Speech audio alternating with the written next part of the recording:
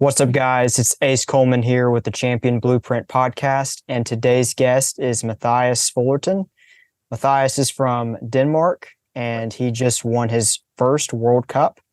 He also shot a 599 in Lausanne as part of the World Indoor Series, and he recently signed a multi-year contract with Trueball and Excel. So he's shooting their sights, scopes, releases, and stabilizers. So that's awesome, man. So first off, tell us about, when did you smell the roses of the World Cup win? Like, was it instant or did it take you a few days for you to really get that vibe?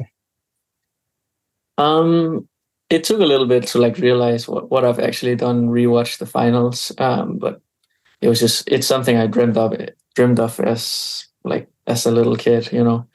So, and I feel like I've always just had that in mind. When I shot every single day, I thought, okay, hopefully one day I'll win a World Cup. And when it happened, it was just it kind of felt like you were dreaming. It's such a weird feeling, like accomplishing one of your biggest dreams. But yeah, it was definitely awesome all the way from just shooting the matches and then to even now, I still look at it and get that feeling of pure happiness. Pure happiness. That's awesome. Yeah. So with the 599 in Lausanne, tell me about like your thought process for how you would do and then just how you performed and then going through your head-to-head matches. Yeah, so going into the first World Cup of the season is it's kind of a little more exciting than the other ones, and you don't really know what to expect because you don't know how your setup is going to react, how your nerves are, because it's kind of been a little bit off season since shooting outdoors. So I feel like the first one, you don't really have any expectations, which can be good. But I came in with the mindset of, trying to do my best. And I'm hunting for that 600, perfect score. So, my mindset really going into it was just, yeah, try your best. It's the first one, see how your setup works. And, I started at the 60 arrows qualification and the bow just felt amazing. Like I could, as long as I kept pulling in my shot, focusing on my back tension, it was perfect. Like my shot rhythm my timing with my release was perfect. So I was like, damn, I could clean this all. But then I had one arrow which it felt like a good shot, but it was just born in the 9, I guess, just out a few millimeters. But I was really satisfied. It was 599, and I think I was first with a 2-point lead, which is for indoors. It's kind of a big lead, Usually For sure. people are within 1 point, or even a couple people tied. So, and I feel like starting out the season with 599 is a great start. I only need to improve 1 point to be perfect for the next one. Yeah, exactly. I mean, that 1 point, man, is the learning curve is huge, I'm sure. So, Yeah. so yeah. What got you into archery in the first place?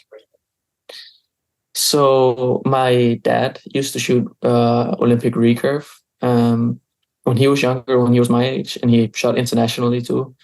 And he qualified for the Olympics, but got boycott because I think I think USA and Russia had some conflicts, and some countries got boycott. Then he kind of quit, but then I came to the world, and he just shot a little bit for fun at the local range, and he brought me there when I was about 3 when I tried shooting first.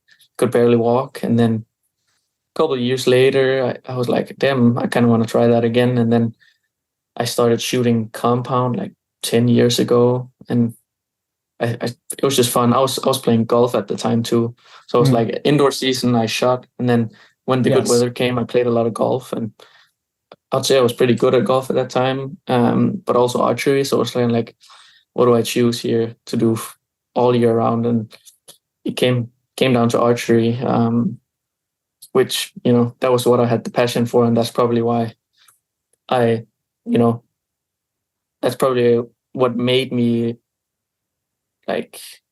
able to get really good at archery compared to golf. I maybe didn't have the same passion. I see. Awesome. So, who is, or like if you have multiple, who are your most important mentors that you've had as you've grown throughout the sport? I think shooting, it was mostly Stefan Hansen. I was looking a lot to up to because he was at that time I was young. He was winning everything. Then also Martin Damsbo. He was like Mhm.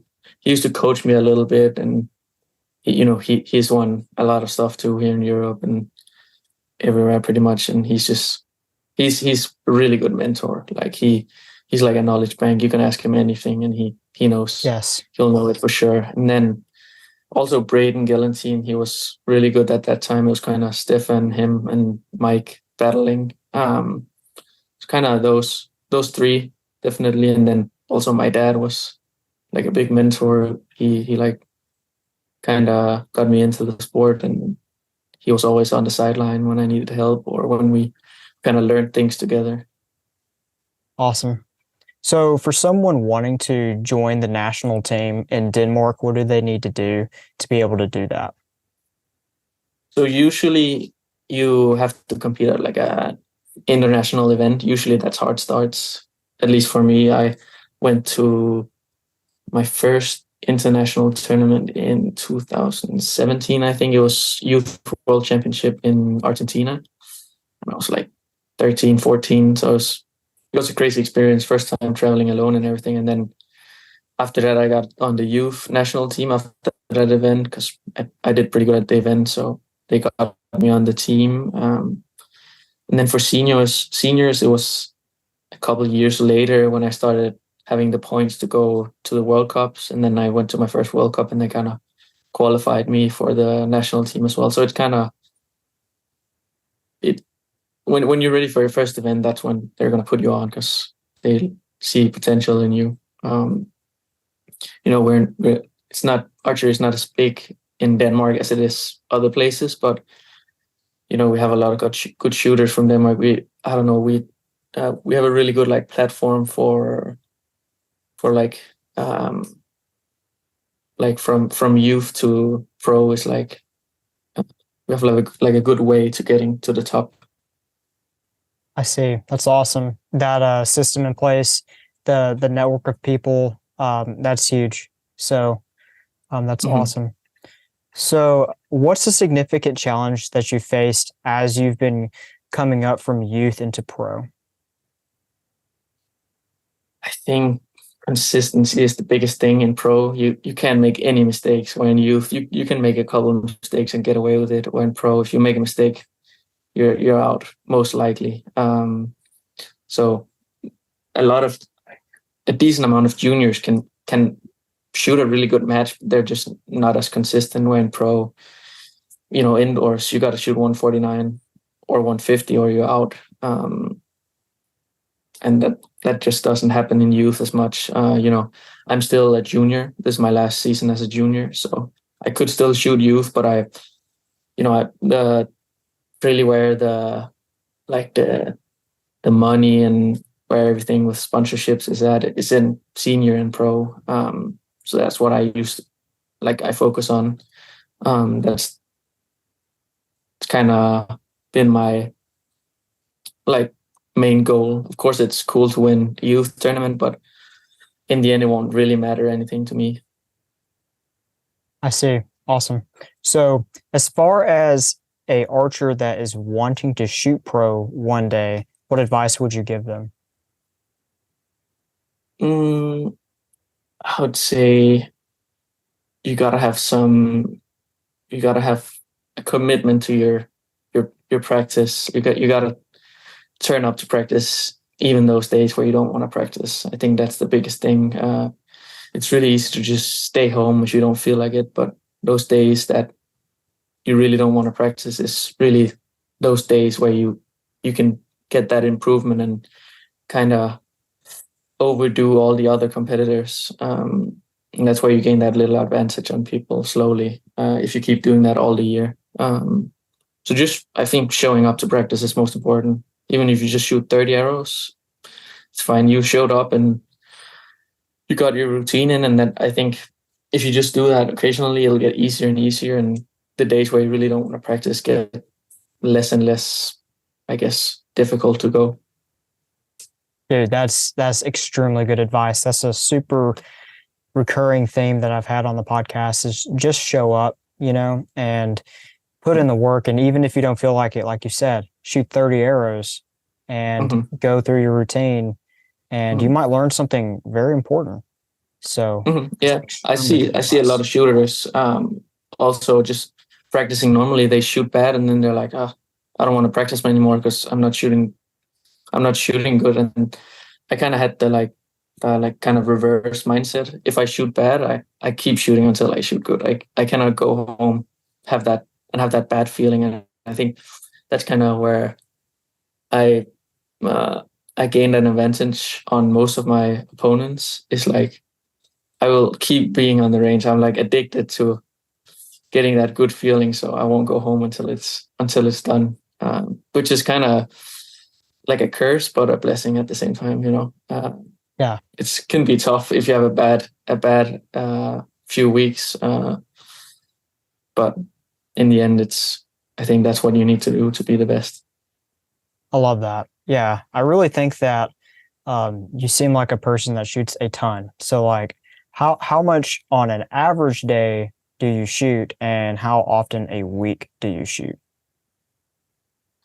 So I try to shoot every day pretty much. 1.5 years ago, I finished, I guess that's kind of, we have a different school system here, but it would be high school in the States. So I finished that, and then I went all in on archery and seeing if I could make it. It's a bit difficult here because we don't have any funding, so we pay everything ourselves. But I luckily had my dad supporting me a lot financially, and then started shooting good. And it's like my real first season where I can fully do this kind of professionally. So now I put all every single hour since I graduated so I shoot every day, unless I have a travel day, or I'm really sick or something, I'll not go. But I try to shoot every single day, no days off. Unless anything is hurting. And then arrow wise, I shoot indoors. I shoot at least 240 a day. So I would say on average probably 260 or 270 arrows a day. So I would say it's a lot. And then outdoors I shoot a little bit more, 280. I'd say it's a decent amount. You see most recurvers in general shoot a little bit more than compounders, and I think they shoot about 300, a little under 300, as far as I've heard. So, right. So as far as that equated in Vegas rounds, that's 8 Vegas rounds a day. Yeah, pretty much. And then the recurve guys, if they were shooting Vegas, it would be 10 Vegas rounds a day. Yeah, probably. So, yeah. Wow. Awesome. Yeah. So that is why you are where you are 100%. It's because you show up, and in your mind, it's like, oh, this is just what I do. It's not like I have to go shoot. It's like, oh, I'm just shooting again.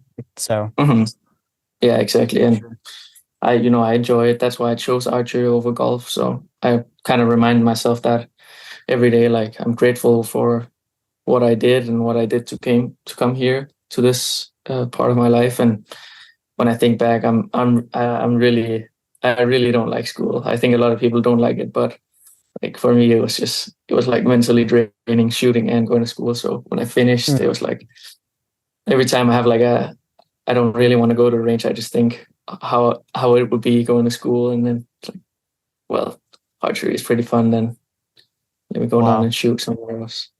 I like that. I can definitely relate to that for sure. So yeah.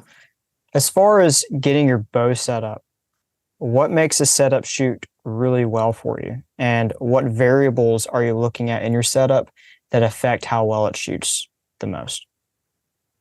So let me take an example. If I got a new bow, for example, I would start by learning how the bow works, and everything, how it feels. I'll get used to that first. But when I have a bow set up that's working good, it's aiming good and everything. Really, what kind of makes the difference in how good it shoots, I feel is is I really try to focus on, arrow setup is really important for me. So when I start working on different arrow setups and like tuning my wrist, I shoot like a shot, and I think, okay, where was that gonna land? And I think, okay, that's maybe gonna land close to the center, but a little bit right. And if it lands there, it's perfect. But oftentimes you see it like a little bit off, and if I keep seeing that little bit off than what I think it's gonna hit, usually there's something going on. So that's pretty much how you like determine accuracy on your bow, I feel like. So I guess you would call it group tuning. I do a lot of that, seeing what makes my bow shoot really good. And then of course I do a little bit of paper tuning to make sure it's flying straight. If you have an arrow that's not flying straight, if you make a mistake, it's gonna punish you even harder. So I think getting a bow setup that that groups and hitting where you want it to, and then a big thing is a bow that helps you through those difficult shots. So if I have a difficult shot where my nerves are through the roof, I know my bow is gonna help me through that, and just it's gonna feel. If I have a bow that's not feeling very good, it's gonna punish me in those moments. But if I have a bow where I feel like everything is solid, it'll help me do the best I can in those moments. I like that. Yeah, we haven't talked much about group tuning on the podcast yet. So for the listeners that don't know what group tuning is, what is group tuning? I feel like you can do it in a couple of different ways. I'm not completely sure what the right. Outdoors, I like to sometimes put on like a strip of tape on the target. First, like a vertical one or horizontal one. Then I aim at that on 50 meters. And I shoot after that. So it's only one axis. I can kind of focus on that only side by side. So I don't have to worry about, anything else. And then I shoot. And I note like how far there is from the highest arrow to the lowest arrow. And then I shoot a couple rounds of that, move my wrist a little bit side by side. And I note every single inch I move it, how big the groups are. And then you'll see your groups getting like bigger or smaller. It depends on where the rest is good, And then when I find the spot where I have the best grouping, I put it vertically, and I do the same thing. I just focus on, hitting that vertical line, and then I move my wrist up and down, or I guess it's reverse. I move it left and right when it's vertical, and then I see when my groups are the tightest. And then oftentimes when you find that, the place where it groups the tightest is where it's also doing like a bullet hole in the paper. Awesome. So everyone listening, if you've never group tuned before, a bullet hole is not the end goal. The end goal is to have tight groups. And to do that, you need to experiment and shoot at the tape, like Mathias said. Because, I mean, we've seen people like Paige Pierce even say that she's had a bullet hole and then she'll group tune it, and it just looks terrible. So as far as group size, but anyway, so I'd say I've had tournaments where I have had like a bad tear, but my bow was shooting good. So I came to the tournament, first tournament last outdoor season, I shot 717 on 50 meters, which is 1 point from the world record. It was awfully like I didn't paper test it at all, and it just shot great. And then a couple of tournaments later, I had one that made a bullet hole, and I shot 717 again. So, it's not always, you can't really count on the paper. It has to be grouping well. Yeah. You can always find good YouTube videos on how to group tune your bows on YouTube. So, and you probably made videos too about it, I'm guessing, or. Yes. Yeah, I would definitely learn as much as you can on group tuning for sure, because like Mathias said, like he's had a bow with a bullet hole and then a bow that he didn't even know, and they both shot the same score, like a 717. Like that's insane. Like 1 point from the record. That's incredible. So and that's like I guess 10-year-old record now. It's crazy. Who set that record? Is it Mikey? Braden has it with a Mathias Apex, I think. An Apex? Yeah, it's crazy. Apex. That just shows that bows really, you can shoot pretty much high scores with any equipment. But of course, if you get those new bows, it's going to be, you'll have a little bit of more forgiveness and stuff. Yeah, I would agree. And Apex, dude, that bow is like, there's so much hand shock in those older bows, man. It's insane. But yeah, Braden's a beast, by the way. So as far as variables, like things that you can adjust on your bow, what are things that you look at on your bow or in your Phorm that most people probably aren't looking at, but you look at, and they make some of the biggest differences for you? Like just equipment wise? Yeah, equipment or Phorm. There's a couple of small things. I think one thing I feel like gained me a little, at least outdoors 50 meters, is knock tuning. Shooting through paper, turning, if the bullet hole isn't perfect, just try turning the knock a little bit, and it just makes the groups, like, they can be tight, but you can make them even tighter by knock tuning. So I'd say knock tuning is a big one. And then playing a lot with your peep height and draw length and D-loop length, that it does so much with how your bow aims. Like stabilizer setup is one thing, but I feel like peep height, draw length, and D-loop length is what makes the biggest difference in how your bow aims. Wow, this is huge. I just had a podcast with Kyle Douglas, and he said the exact same thing. And Kyle, here in the States, I mean, he's super dominant and amazing. Yeah, for sure. Unprecedented. But like, he's probably had the same stabilizer setup on his bow from PSE to Bowtech. He's had the exact same like weight combo and stabilizer setup for like over 5 years. But he'll play with his, like you said, draw length, loop length, and peep height constantly just to make sure that his bow is able to aim good. So, and you see, for example, James Lutz, he shoots 3 ounce, 2 ounce on the front, I think, and a couple on the back. He has the lightest bow ever. I can't. I've tried it. It's horrible for me. But then you see Mike Schlosser shooting 30 ounces on the front and 20 on the back, like insanely heavy, which I can't even shoot with either. So it's just like, stabilizer weight is very like, if you get used to it, it's perfect. Like, it's usually just your muscles got to get used to it, and then no matter how it's kind of set up, it'll do fine. Of course, there's a couple of basics that you need to have, but D-loop length, draw length, and peep height is really what's going to make the difference. For sure. Sometimes if I have a bow that's doing a lot of dip bangs, I'll move my peep up a little bit, and that it helps like a huge amount. Small things like that. That's the dip bang fix, everybody. Okay, you have to move your peep up. Pretty much. I hope everyone moves their peep up. Yeah, now you're gonna see everybody with high peeps. Yeah, exactly. But yeah, I have found myself victim of having a peep that's too low often, and yeah, you're going to get a lot of like creeping even and dip bangs. So yeah.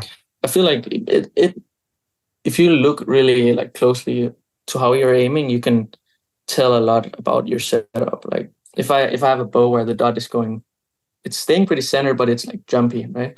Your draw length is too short, 100%. And if you have a sight that's like slowly moving, but it's moving a lot, then it's usually long. So it's like small things like that. You can kind of tell what you need to change. And I think the more you shoot it, the easier it's gonna be to spot. At least in my experience, that's how it's been. So yeah. That's huge. So looking at your sight picture and seeing what it's doing, studying your sight picture, and then making decisions based off that, whether it's long or short. Yeah, exactly. I mean, just trying a lot of things. That's usually what, like, when you have those 3 weeks or more off a tournament, you can really play with those kind of things. And, it doesn't do any harm to try it. You can always move it back. So just try and move your peep higher. What does that do? Maybe you're going to hit high a bunch, then you can move it back down. Just playing a little bit with your cables on the draw length. Maybe a bow likes to be, more, if you twist the cables more, you're going to like over rotate the cams. Maybe your bow shoots better like that. You never really know until you try, and it's so personal. So I think just trying a lot of random things, just it can make that difference. For sure. When you're in a tournament. Yeah. So for people that are hesitant with touching their bow or trying different things out, what advice would you give to them as far as how important it is to play with your bow so that you can learn what's working best for you?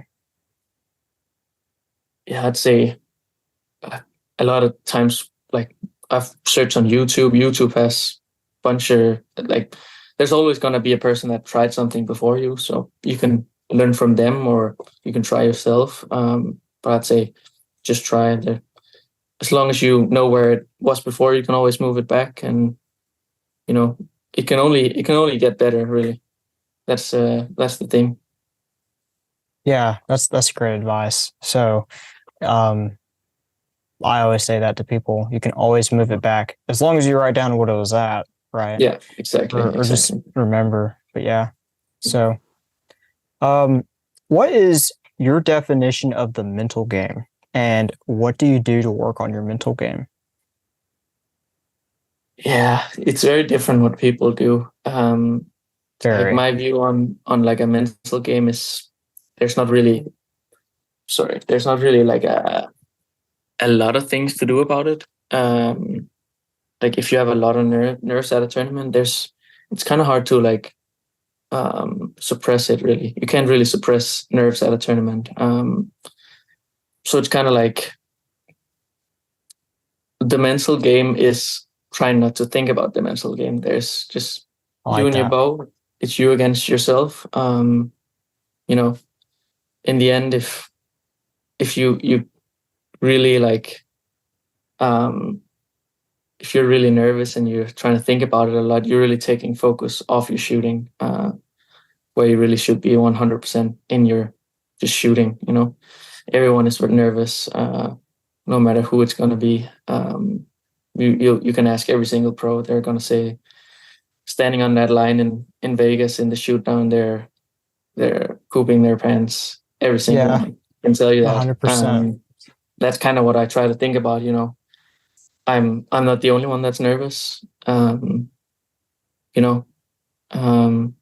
really only one thing I can do, which is to shoot how I do every day at practice. And that's why shooting a lot of arrows is so important. And when I know I've done it 300 times a day, every single day for the last few months, I know it's just I've done all the work. I can just shoot and see what happens. Try to not think about it too much. Of course, I've been working a little bit like through my career on like breathing a lot, like breathing exercises while shooting, which can help a little bit on nerves and like your heart rate. Because essentially when you're getting nervous, your heart rate is going up, and that's what's causing you to lose those few points sometimes. So also things like running. There's a bunch of physical stuff you can do to better your mental game, essentially. Like running lowers your heart rate, breathing lowers your heart rate, not drinking energy drinks before shooting. So physically, there's a lot of things you can do, like physically, to improve your mental game or your nerves. That's what I try to do. It's like, I try to maximize, my body. Yeah. So, couple things there. Do you know obviously who Jeff Rainey is? Mm-hmm. Mm-hmm. Yeah, that guy drinks a Red Bull before every tournament. He's a nut. It is crazy. I mean, it will work for some people. I really like energy drinks too, and I drink them oftentimes before practice and stuff like that. And you know, he's probably used to it, so Exactly. it'll probably make him worse at a tournament if he doesn't do it. I can't say, but you know, for me mentally, if I drink an energy drink before going into a round, I'll maybe start thinking, "Oh no, my heart rate is going up," or stuff like that. But Right. I for like most that. people, Yeah. it would damage their score. But Jeff is probably built different on that one. Built different for sure. So, yeah, in my personal experience, I remember it was the second day of Vegas, I think 2 years ago. It's the first time I ever went, and I was shooting in the championship class, and I got a $1 coffee from the concession stand, and I sipped on it. I literally sipped the coffee, and I could tell that I sipped the coffee while I was shooting. I was like shaking more. Mm-hmm. I was like Yeah. tingly. It was weird. So yeah, especially if you're at a tournament where you're like super nervous, I would not go with the No. caffeine. Exactly. I've heard people also at practice drinking energy on purpose, energy drinks or coffee a lot to kind of simulate what nerves feels like, because it kind of gives the same feeling of, you know, shaking a little bit. So I'd say if people try to drink energy drink to get nervous at practice, it's maybe not a good idea to do it at a tournament. That's interesting. Yeah, I'm going to take my pre-workout before I shoot my Mm-hmm. bow, and you know how like some pre-workouts they like make you tingly and whatnot with the Yeah, beta yeah, alanine. yeah. Yeah, you could do that, but Mm-hmm. definitely don't do that at a tournament. Uh, So, it would but be fun to see what would happen if you did that. It would probably damage your score for sure, but it you would never maybe know. simulate a little bit that feeling. You never know. Yeah, I mean we're going to have to like bring back some like archery fuel branding, you know, like, hey, here, get this drink. But Mm. anyway, there is a brand out there called Shooter Fuel, and I think it has caffeine in it. And I think it's, Maybe a little bit. yeah, maybe a little bit, but nothing crazy. Mm. So, but Yeah. anyway, It would be. um, It will also, now talking about heart rate and stuff. I wish they would put. They used to do it for World Archery World Cups at one point. Put heart rate monitors on people. That I think that would be cool to do in like Vegas shoot down or whatever tournament. I think it's like a cool element because maybe you're gonna see one shooter that has like a low pulse and you're like, damn, how is he this yeah. calm right now? And then you'll see another shooter like really nervous, and it's gonna add a little bit of excitement, you know. Oh, for sure. Like if you could see that live, and then like you Yeah, could do a that would be video awesome. replay, that would be hmm incredible. So, yeah, World I Archery, I hope you're usually listening to that. um, I sometimes wear like a Apple Watch when I'm shooting, so I could see my Yes. pulse at tournaments too and stuff like that. But I'll see some tournaments I'm more nervous than other ones. I don't really know why. Sometimes your mental game is just better on the day. Sometimes you're just more nervous. It's kind of strange, but Yeah, I'm sure you that's could go pretty deep into that, mhm, as far as why, but mhm. I've yeah, also tried like noting what I ate when I shot good and stuff like that to see if I could like replicate it. Sometimes it works and sometimes it don't. I'm still trying to figure that out.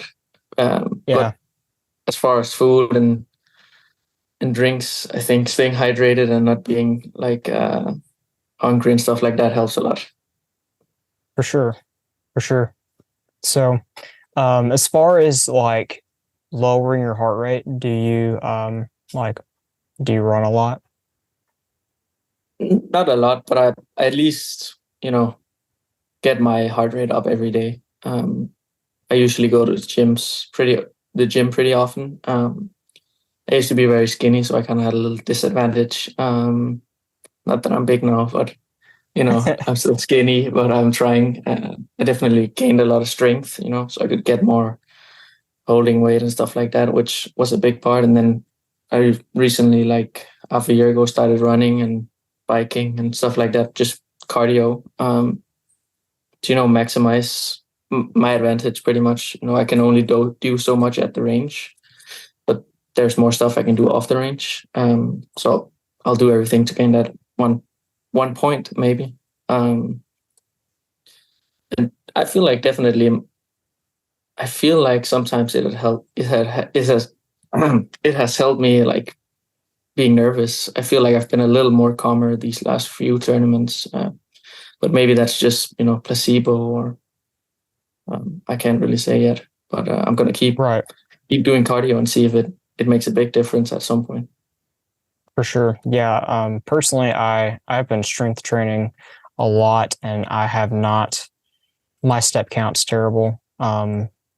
Right now it's like 5,000 to 7,000 a day. But yeah, as far as cardio, like I personally would benefit. I would probably see a huge benefit. So yeah. Yeah. So if you do it in the long run, it'll definitely be a benefit. Yeah, and that's the thing. That is if your resting heart rate is at 90, or like when you're shooting, if it's at 90 and you're maybe gaining, I don't know, when you're nervous and you're at a tournament, you're on 130 maybe heart rate, BPM. And then if you have like a resting heart rate at 50, it's only going to go up to maybe close to 100. So you're going to have a big advantage there, 40% lower heart rate. Yeah, that's huge, for sure. I know Stefan Hansen also used to run a lot, and I think he said, I think he still does, and he said it definitely helped him in those high pressure situations. Yeah, I can imagine, like, if you have also great lung capacity, and let's say breathing's a big part of your shot, maybe on some of your shots towards the end of your shot, you might have, just a little bit more strength in your bow and in your expansion to get through your shot. So there's also I do take like creatine, which actually helps with you get like when you do exercise or shooting for a long time, you get the acids start going into your muscle, and you got start, what do you call it when it like burns? Lactic acid. Lactic acid enters your muscle, and it makes you shake essentially. So there's studies on creatine like delaying that process. So essentially, when you're shooting, you should be starting to see those shakes coming later if you're on creatine. Nice. And I feel like when I've been in the gym and stuff and taking creatine, I could feel it a little bit in my shooting, and that might be placebo, but I would rather have that placebo than not having it. Yeah, for sure. So do you just take a scoop a day essentially? I think it's 3 grams a day. 3 grams, okay. When I'm not really doing tournaments, I don't do it. I think I read something about, taking breaks on it is good. It has like the effect goes less and less the more you do it, and then, kind of going off it and then starting again. I see. Very nice. Yeah, I take a scoop in my pre-workout every time I go to the gym. I go like 4 days a week. So, but that's huge. So, yeah, I read those studies and I was like, damn, I'll try that.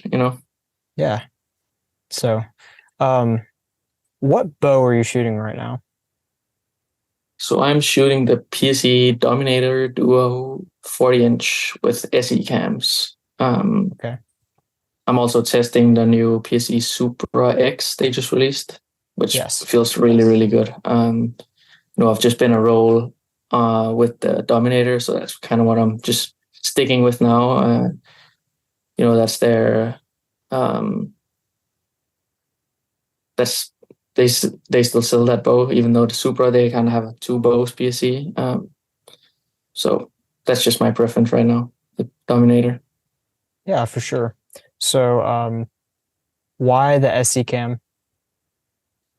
A lot of people choose the M2. It's a little bit faster and stuff like that. But I think I shot the PSE Phorm X with the SE cams, and I just really like them. They're very easy to draw, and I can shoot a lot of arrows with them without getting tired.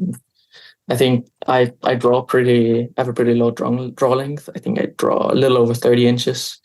So I'm like right in the middle of that cam, which should be like the best, the best place for the cam to be. Where if I took the M2, I would be a little higher in the draw length of the cam. So essentially, I should be getting the most out of the SE cam, which I think is why it's shooting so good. And I just stuck with it. If it's not broke, then don't fix it, Yeah, absolutely. So, is there any new technology on the Supra cam or the Supra bow? So they have changed the grip, which I really like. You can now, do angles on the grip like you can on Void, for example, also does it, I know, which is a really nice feature. You can customize it a little bit more. Every hand is different, and I feel like the more you can adjust your bow to yourself, essentially the more comfortable you can get it. There's just a bunch of great features on the bow. Especially I like the cam system. You can move the cam so easy now. Yes. Back in the day, you used to you could take all off the limbs, and it could take like 20 minutes easily. Now it takes 20 seconds, and you've moved the cam, and you can go on with your practice and get a lot more out of your training and tuning. Yeah. So just things that make shooting the bow a lot more comfortable, and just the experience shooting PSC is so good for me. I've been loving it ever since I bought my first one. Awesome. Yeah. Tell us a little bit more about that spacer system where you don't have to take the like E-clips off the ends. Yeah. So it used to be small spacers where you had like a rod going through them, and you had to take the limbs off essentially to move them. Now it's EC220 system, they call it, which is basically like you have like a tool you can clip on to the spacers, and you can like take them in and out. It's super easy. It's like I don't know what I would compare it to. It just clicks in and out, and it sits in place. A lot of people was kind of worried that it would fall out mid shot, but there's absolutely no issues with them, and it just made everything a lot easier. You get like different sizes. So there's one small, and you can get one that's bigger on one side and smaller on the other side, and you can kind of move the cam that way. Very nice. Yeah, super easy. Is there any advice or comments that you have for the audience as far as just getting the most out of archery? Learn from your mistakes is the biggest one. If you don't learn, you're not going to get better. So I think if you go to shoot tournaments or you just at practice, when you make a mistake, you got to kind of analyze it and see what would make that shot be better, or this situation, or could I change my form to not make this mistake next time. I think it's the biggest advice I could give them. That's what I do every single tournament. I take notes, kind of see what could I done better and what was good, to kind of look back on. Awesome. So I'd say the biggest mistake you can do is not learning from your mistakes. For sure. Well, where can people find you on social media? So you can find me on Facebook and Instagram on Mathias Fullerton. That's my ad. So yeah, just my name. Awesome. Okay. Well, this has been a great podcast, and I will definitely like to see you on in the future. So I will definitely get some questions from the viewers over to you if they have any questions about your setup. And if you want to follow Mathias, just go click the link below this podcast or video, and you can check out his stuff. So yeah, thanks for having me. No problem, man.